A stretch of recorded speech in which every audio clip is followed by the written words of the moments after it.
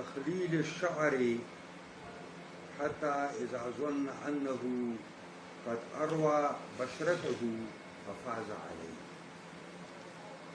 امامی بخاری رحمت الله علیه باب دی په دې خبره کې چې خپل ویښته خلالول، یعنی په خپلو ویښتو کې خلال کول، او د خلال معنا دا ده چې دا ګوتې لوندې کې او راوالي او پر خپلو ویښتو کې داسې ورکړي داسې ورکړي، دې ته خلال وایي. حتی اذا ظن، حتی چې د یقین راشي، د دې خلالونکي یقین راشي چې انه قد اروا بشرته، یقینا د خړوب کړل خپله سرمنه. اروا د اروا نه دی، او اروا دا په معنا د خړوبولو باندې ده. او د جنت په دروازو کې او دروازه دغې ته ریان و، نو هغې کې به هم دا خلک خړوبېږي په اوبو باندې، چې د ده دا یقین راشي چې ما دا خپله سرمن د ویښتو لاندې چې کومه سرمن ده دا ما اوبه کړه او دا ما په اوبو باندې مړه کړه، نو افاظ علیه، بیا په سر باندې اوبه راوړه. حدثنا عبدان قال حدثنا عبد الله قال اخبرنا هشام بن عروه عن أبيه عن عائشة قالت كان رسول الله صلى الله عليه وسلم وای عائشة ام المؤمنین او نبی علیہ السلام اذا اغتسل من الجنابه، کله به چې غسل د جنابت نه کو نو غسل یدیه، لاسونه مبارک به اوینځل، وتوضأ وضوءه للصلاة، او دس به وکړه پشان د اودس د دوی د مانځه لپاره. څنګه چې به د مانځه لپاره اودس کاوه نو د جنابت د غسل نه به داسې مخکې اودس مکمل وکړه. ثم اغتسل، بیا به اولامبل، نو ثم تخلل یدیه شعره، ثم تخلل بیده شعره، بیا به خلالو کو په خپل لاس باندې د ویښتو خپلو ویښتو کې بیا ګوتې لوندې کړې په اوبو کې او یې په دې سر کې ورکړې داسې.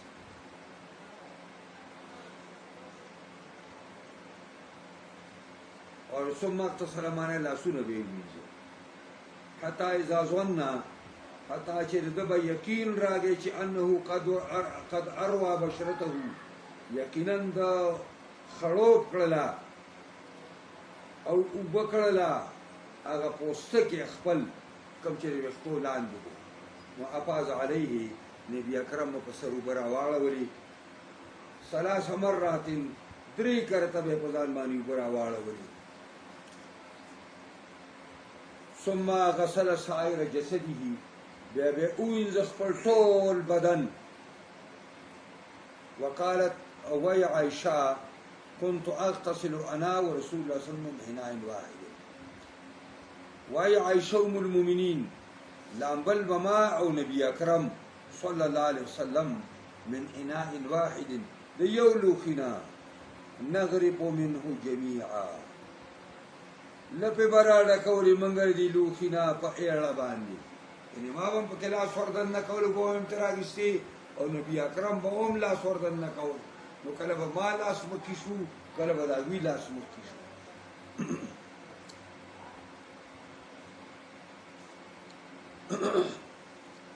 نو دا باب من توضأ فی الجنابة ثم غسل سائر جسده. امام بخاری باب دی دا هغه چا په باره کې چې اودس کوي په حالت د جنابت، یعنی جنابت په اوړېدلی دی، اوس د لامبلو انتظام کوي، نو اودس وکړي. ثم غسل سائر جسده، بیا اوینځي خپل باقي ټول بدن، او ولم يعد غسل مواضع الوضوء منه مره اخرى، خو دوباره نه کې انزل دا غزینو دا اودس د ځان نه مره اخرى یو ځل بل مطلب دا دی چې مونږ خدا خبره وکړه چې په ابتدا کې اودس وکړو بیا یې ټول بدن باندې اوبه راواړولې غسل یې وکړو نو چې دا غسل نه فارغ شو اوس دوباره هغه اندامونه د اوداسه دوباره نه یوځي حاجت هم ورته نشته او لاسونه خپې اوداسې مخکې مکمل کړی دی ورپسې غسل وکړو بس دا کافي دی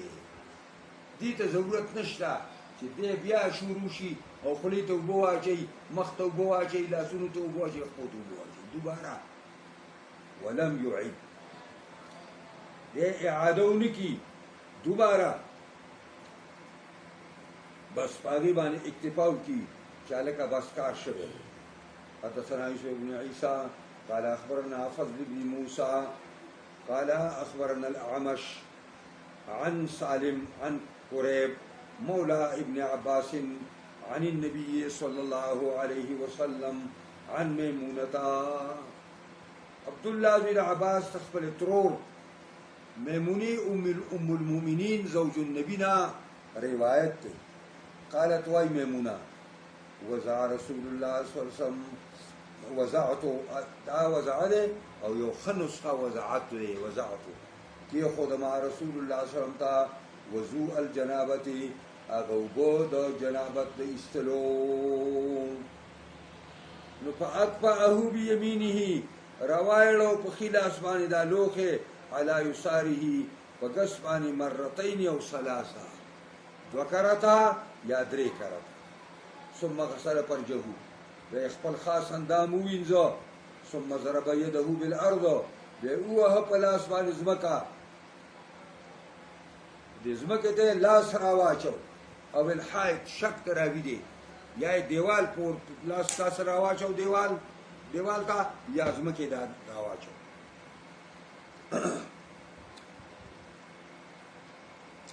مرتين او ثلاثه مزمز واستنشق بیا مزمزه وکړه او استنشاق یې وکړو وغسل وجهه او مخ یې وینځه وذراعیه څنګلې مو وینځلې ثم افاض على رأس الماء بیا راواړولې په خپل سر باندې اوبه ثم غسل جسده بیا وینځه باقي بدن ثم تنحى بیا جدا شو دغه ځای نه نو په غسل رجليه وینځلې خپل خپې قالت واي عائشة واي ميمونة فأتيته بخرقة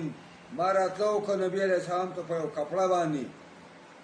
نو فلم يردها نبي عليه السلام داغي إرادة داغي ستو نکړه يعني واي نغستله معنا دا نو فجعل ينقض يديه نبي عليه السلام شروع شد لاسونه داسې کې یو ګسندي دې کې ردم شپه خلکو باندې چې کوم خلک وایي چې د غسل په صورت کې به لاسونه او خپې دا سنډې نه نو دا سنډلو په ګلاري راغلی باب اذا ذکر فی المسجد یا ذکر فی المسجد باب دې ثابت په بیان د دې کې چې یاد شي یو سړی ته په جمعات کې چې انه جنوب یو سړی جمعات کې ناسته ملاسته او ناسا په ورته دا یاد شو چې یهلک په ما باندې خو غسل دی سبا کوي خرجا کما هو ولا تيمم نراو بوزي سمدس او تیمم دا د امام بخاری مقصد رد دی امام احمد او امام اسحاق دواړه وایي چې په جمعات کې ناس یې په جمعات کې ناس او درته یاد شو چې زه خو جنوب ما نو تیمون به ووهي نو وبوځي د جمعات امام بخاری په هغې دواړو باندې رد دی چې نه ته امامت حاجت نشته کما هو دا کاپ د تشبیه لپاره نه دی دلته بلکې دا مفاجات لپاره دی بس کما هوا سنچی فوراً بپاسه او زیبا او بغسل بکائی. حدثنا عبد الله بن محمد قال عثمان بن عمر قال اخبرنا يونس عن الزهري عن ابي سلمة عن ابي هريرة قال اقيمت الصلاة. نبی علیہ السلام په مسجد نبوی کې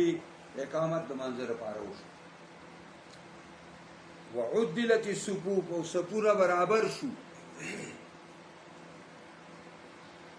قیاما او درېدلو. ګوره لکه د اقامت وروسته دویم عمل د هغه زمانه کې د تعدیل صفوف باقاعده دې لپاره به سړی مقرر و چې په صفونو به کې ګرځېده، کوم وروسته ولاړې مخکې شه، کوم مخکې ولاړې وروسته شه صفونو کې. او حضرت ابو هريره را بشي تاسو له حضرت ابو هريره دا مروان ابن حکم د مدینه دغه امیر دی، هغه مخکې مونځ کوي او ابو هريره په دې مقرر کړی چې صفونه برابر راو. نو ابو هريره ول صفونه आवाज وکړ چې مروان ولې الله اکبر باندې کې چې سودر راغلی نه ولې پوهیږي. نو معنا دا ده چې صفونه به ساز شي او صفونه به ودرېږي، پس د هغې نه به امام تکبیر تحریم ووایي. پوهېږئ په دې باندې. نو وعدلت الصفوف قیاما او برابر صفونه په ودرېدلو کې. فخرج الینا رسول الله صلی الله علیه وسلم، موږ ته نبی اکرم راووته د مانځه لپاره. فلما قام فی مصلاه، کله چې په ځای د مانځه کې ودرېده، ذکر انه جنوب، د یاد شو چې دی خو په جنابت کې دی او لکه دا اوس یو امام وکړو، دا د امامتۍ قابل د نه دونه لوی کارمېرو او د هغه لوی سړي نه لوی کارګر. علم ګور رڼا ده که نه، د عوام دي نه خفګان مه کوئ، دا خو جاهلان دي. اولئک کالانعام. دې نبی علیه الصلاة والسلام ودرېده په مصلی باندې، یاد شو ورته چې زه خو په جنابت کې یم. فقال لنا مکانکم، موږ ته یې وویلې مکانکم الزموا مکانکم، په دې خپل ځای ودرېږئ داسې. او بل حدیث کې راځي اشاره یې وکړه. محدثین وایي شارحین چې دواړه دې کړي، لاس ته یې همداسې که او دا یې وویل چې الزموا مکانکم، په دې کوم ځای چې ولاړ یې په دې ودرېږئ، خوځئ به نه. او نبی کریم صلی الله علیه وسلم کور ته ننوته. ثم رجع، بیا د کور نه راغی، فاغتسلا ثم رجع فاغتسلا ثم خرج الینا، بیا موږ ته راووته. چې راووته ورأسه یقطر، او د سر نه ساز کې رابېدل، سر نه ساز کې رابېدل. او په مصلی ودرېده، الله اکبر یې ووایه. وصلینا معه، پس موږ هم د پیغمبر سره لمونځ وکړو. نو دې نه یو بله مسله راووته چې د اقامت او د تکبیر الله په منځ کې دومره اوږده فاصله هم راتلی شي او فرق نه کوي. پرې پوهېږي. او موږ خو دا وایو، شیخان حضرات وایي چې څنګه امام وایي دغه اقامت کوونکی چې قد قامت الصلاة، نو ته به الله اکبر کې. ولې؟ وایي دا رور په دروغو کې راځي. وایي هغه وایي چې مونځ ودرېده او ته الله اکبر نه دی ویلې. لکه الله دې غر کا، دې قد قامت الصلاة دا مانا ده. یعنې د جهالت یوه خبره نه ده کړې. دا خلک زه ورته کله پرې خفه شم، څنګه غریبانان نه پوهېږي څه پرې کوي اوس. خو دا کار که چېرته یو امام وکړو، اوه هلکه لرې کوي د امامتۍ نه، دا د دې قابل نه دی. ځکه دی په خپله باندې داسې د بزرګې بچی دی چې بس. نو ځکه وایي خبره دې تر ورسېده تابعه عبد العلا د دې حضرت صاحب چې عثمان ابن عمر دی د تابعداري عبد العلا کړې ده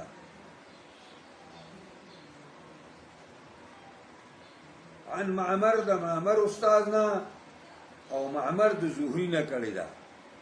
او ورواه الاوزاعي عن الزهري او دا حدیث نقل کړي اوزاعي د زهري نه اومه خدا ګورا چې کمزه کې یو راوی د بل راوی تابعداري وکي او داګه نه تعبیر په بخاری په تابعه سره کوي نو په هغه الفاظو د دویم نقل کړي دي او کله چې ورواه لك رواه الاوزاعي وایو کله چې رواه ټکی وایي نو معنا روایت کړي دي اگر چې په هغه الفاظو نه دي د معنا په لحاظ یعنی په مثل لاګي باندې دایمه دا دې کې نقطه ده فتح الباری ویلي باب نبذ اليدين من غسل الجنابه دا اوس وخت تیر شو موږ بیا وایو امام بخاری باب دی یعنی سندل د لاسونو د غسل د جنابت نه چې سړی د جنابت نه اولم یو د لاسونو د سکه د لاسونو سندي پیغمبر خدا د میمونی بیبی نه کپڑا وانه دي سا ولا رسول الله صلی الله علیه وسلم کیږي نو بیا موږ حدیث په پیش کوو حدثنا عبدان قال اخبرنا ابو حمزه قال سمعت اعمشا عن سالم بن ابي الجعد عن قريب عن ابن عباس قالت ميمونه واي وزعت للنبي صلى الله عليه وسلم غسلا کې می خود نبی رسول ته وګړو غسل فسترته وما ورته پرده وکړه د ثوبین په جامه باندې وصب على يديه راوړل نبی رسول په خپل لاسونو مبارک وبو پسوا په غسل او ما دواړې وینځل ثم صب بيمينه على شمالي بیا وګراوړولې په خلاص باندې په غسرا په خلاص سره په غس باندې په غسل پر جهو نو وینځ خپل شرمګالرا وضرب بيده الارض ويواله چې کوم دی په لاس خپل باندې ځمکه لرا ومسحان ومسکړه ثم غسلها بیا لاس وینځلو په مزمزه واستنشقا مزمزه او په استنشاق او غسل وجهه او مخ وینځو وزراعيه سنگلی وینځلې ثم صب على راسي بیا راوړو په سار باندې وو وافاز على جسدي او راوړو په باقي بدن باندې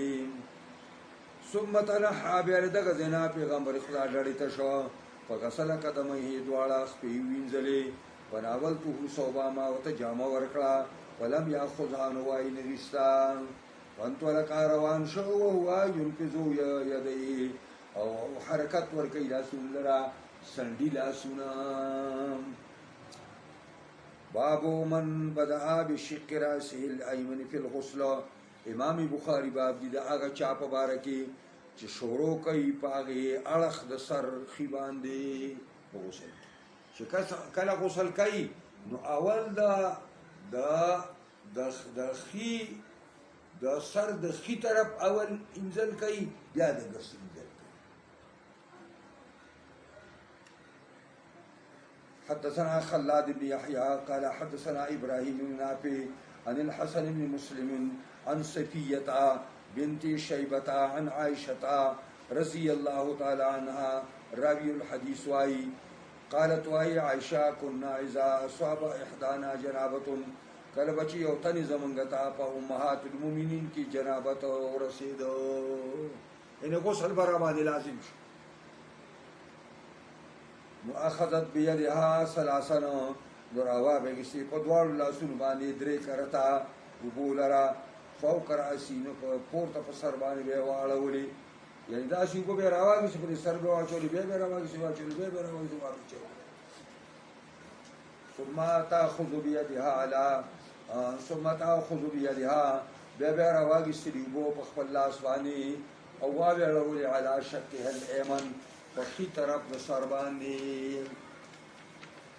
په ښي طرف به یې راواړولې وبيدها الاخرى او رابع بغشتي په ګس لاسواني وبولرا وابلولي على شقه الايسر په ګس طرف باندې. باب من اختصر عريانا وحده في الخلوه. امام بخاری بیان کوي لامبل په باب دې ثابت په بیان دا چا کې چې هغه غسل کوي بربند کپڑا په ځان باندې کپڑے ځان لري کوي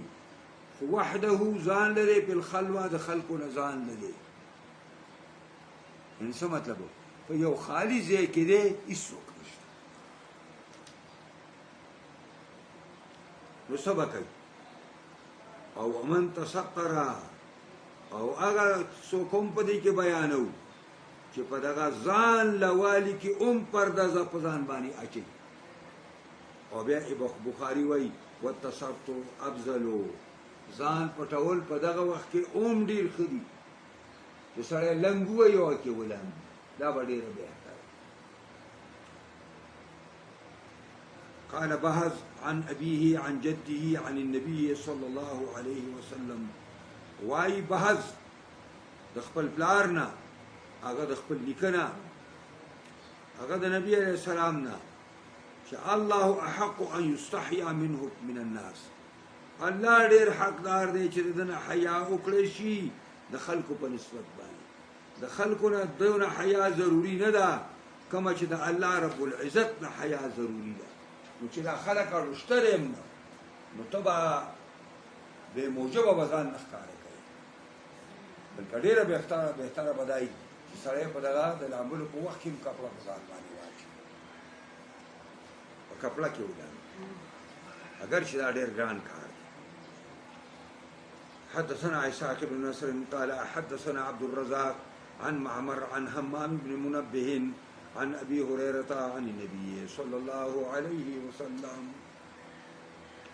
قال كانت بنو إسرائيل يغتسلون عراة. واي أبو هريرة النبي عليه السلام په حواله کې نبی کریم فرمایل چې بنو اسرائیل لامبل به بربند دا ډېر بې باکه خلک اوس هم د دنیا دپاره د بې باکه کولو دپاره د هغوی پروګرامونه دي او د هغوی چینلې دي چې پای کې بربنډې جینکۍ ګډي. په اسرائیل کې په هغې باندې پابندي ده دا د دنیا د ګمراه کولو دپاره او خاص کر زموږ نامسلم دنیا نه ده د دې د ګمراه کولو دپاره دا زه بری دوبۍ ته تلمه دې مدرسې دپاره نو ملګرو صاحب چې به ومه نو په هغه شپه باندې و ملګرو ټیوي خپلته خلک په خدای کې مجلسونو کې ټیوي به لازمن دا فرض عین نو په هغه شپه باندې به بیا پکې دا ځنګلي ځناور او دا میان او دا شین دا به ما ته ښودل ده زه به ډېر کېناسته به ما لکه ما لکه ساندې زه ته لاړ شم یو شپه اوږده شوی وم راپاڅېدم نور ټول کسان د مجلس نه تلي یو هلک ناست ما زه تېرېدم هغه باتروم ته تلم چې ما یې څه وکاته کړه په هغه ټایم کې بربنډې جینکۍ لګوي الله یې کوي بیا ما د هغې چې معلومات وکړو دا د یهودو سټیشن دی یعنې دومره شیطان قوم دی چې دنیا کې مسلمان تباه کوي او بربادوي په خپله په اسرائیل کې پابندي ده هسې دې غورات ټکي ته مې ویل چې دا د پخوا نه بې باکه دي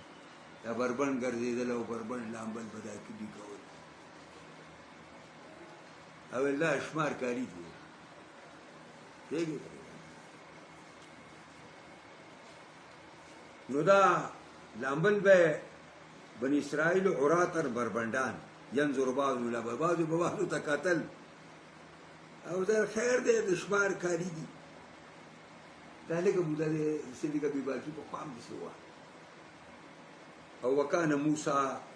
یغتسل وحده دا الله پیغمبر دی موسی علیه السلام به ځان له لامبل نو دا دونه خطرناک خلک دی په خپل پیغمبر الزام ولګو فقالوا والله ما يمنع موسى ان يغتسل معنا زمونږ دی په الله قسمي چې نه دی منې کړی موسی لره د دې خبرې نه چې غسل وکړي موږ سره یو ځای الا انه ادرى مگر د خصوصیتین پلسیدلی ادره یو بیماری ده چې د سړي د انډې وپلسي یا یوه یا دواړه دا ویل هغه بیماري ده په موسی دا بیماري ده نو هغه دا الزام یې ولګاو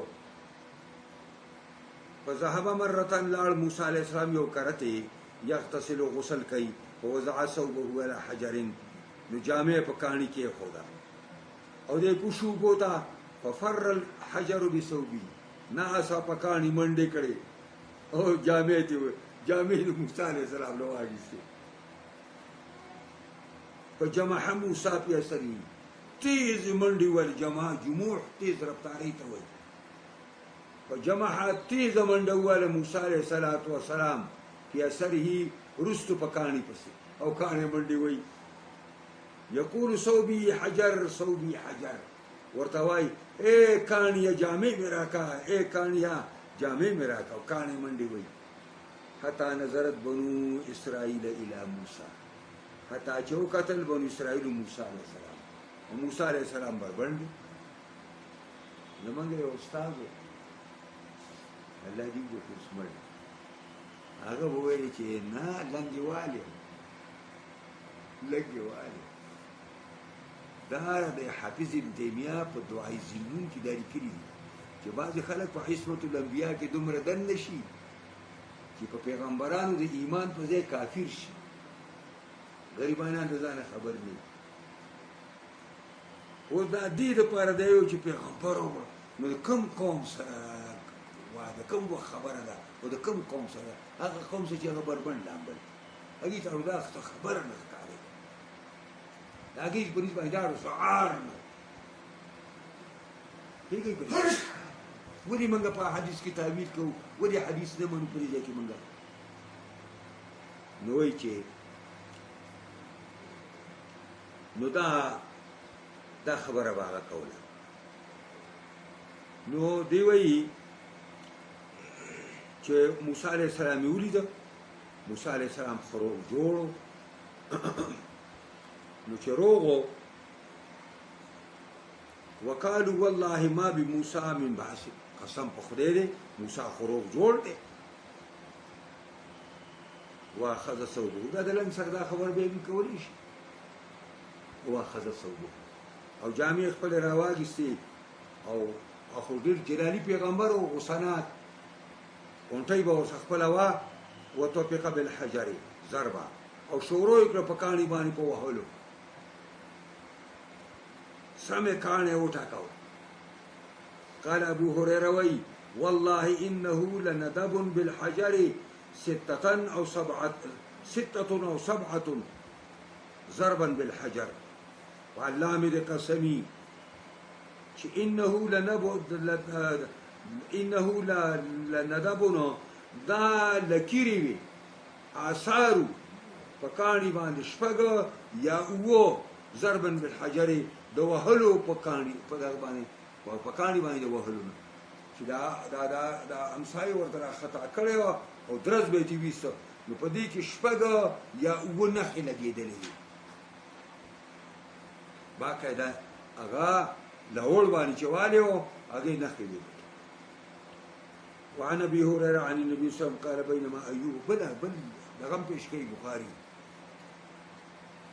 وعن ابي هريره عن النبي صلى الله عليه وسلم قال بينما ايوب ناس ايوب عليه السلام يغتسل عريانا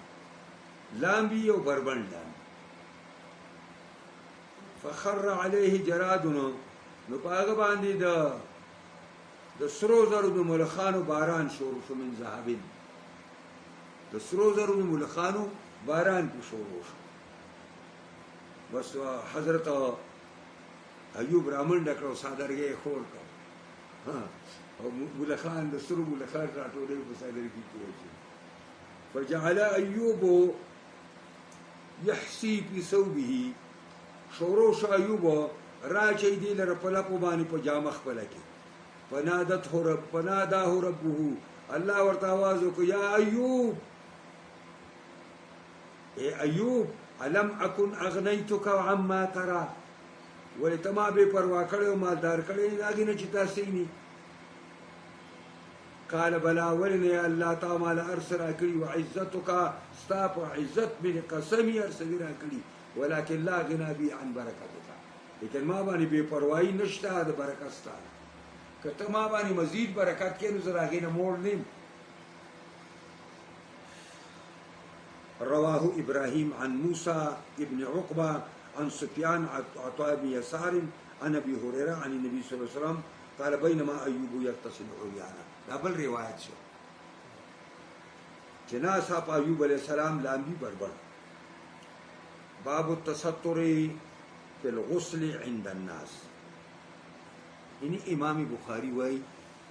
د دې قائل نه دی چې ته په غسل کې ته کومای کې په خپل باتروم کې او په خپل غسل خانه کې ځان لنګ وای. باب التستر في الغسل عند الناس. کله چې غسل د خلکو خواته کې نو پرده به کې ځان نو پرده تاو کې. حدثنا عبد الله بن مسلم عن مالك عن ابي النضر مولى عمر بن عبيد الله أن أبا مرة مولى أم هانئ بنت أبي طالب أخبره كأنه سمع أم هانئ بنت أبي طالب دي خبر ورکړی دتا كأنه سمع أوریدلو أم هانئ لور د أبي طالبنا تقول دي ویلي چې لور پیغمبر خاطر لور دا او د علي خور دا. ذهبت الى رسول الله صلى الله عليه وسلم عام الفتح ورلم د پیغمبر خدا خواته په عام الفتح فقال د فتح مکه باندې فوجدته يغتسل. نبی علیہ السلام می اولید غسل کوي او فاطمه تستره او فاطمه ورته پرده کړی. وقال من هذه والسكوت راله. نبی علیہ السلام دا کوړه سوک راله. وقلت مال انا ام هانئ بنت ابي طالب. ز ام هانئ ما استعرت رلورين.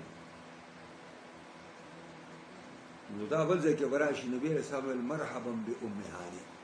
ام هانئ ته استلمی شي. خبر زمونږ دلته ډېر لپاره دا حدیث ذکر کا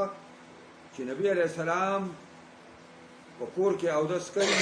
عام طور څخه خلک زی راځي نو خلک دی او نبی علیہ السلام ته فاطمه پرده کړی دا په پرده کې دنه لاندې. حدثنا عبدان قال اخبرنا عبد الله قال اخبرنا سفيان عن الاعمش عن سالم بن ابي الجعد عن قريب عن ابن عباس عن ميمونة قال سترت النبي صلى الله عليه وسلم. ميمونة وايي ما پرده کړی و نبی علیہ السلام ته وهو يغتسل من الجنابه او غیر جنابت نه غسل کو. فغسل يديه لا سنوينزل ثم صبا بيمينه على شماله بيوبراوال ولي پخلاص پغس باندې. فغسل فرجه خپل شرمګای وینځلا وما صابه او اغا چې د تسر سیدل وغه مو وینځلا. ثم مسح بيده على الحائط بیا مسک لاس په دیوال باندې او الارض یا په ځمکه باندې. ثم توضا وضوءه للصلاه بیا او د سکو پشان د او د سر لپاره مانځو غیر رجلیه سوا د خپل خپې وینځلې. ثم قاز على جسد الماء بیا راول په خپل بدن وګو. ثم تنحى بیا در شر د غزینا په غسل قدمه دواړه خپې وینځلې. تابعه ابو عوانه د تابعداري ابو عوانه کړی دا او دارنګي ابن فضیل کړی دا په تستر کې ان شاء الله د دې ځنه به سبا کوي. سبا واسم زیارت ورځي ها سبا جمعه سامان کنن خالی کور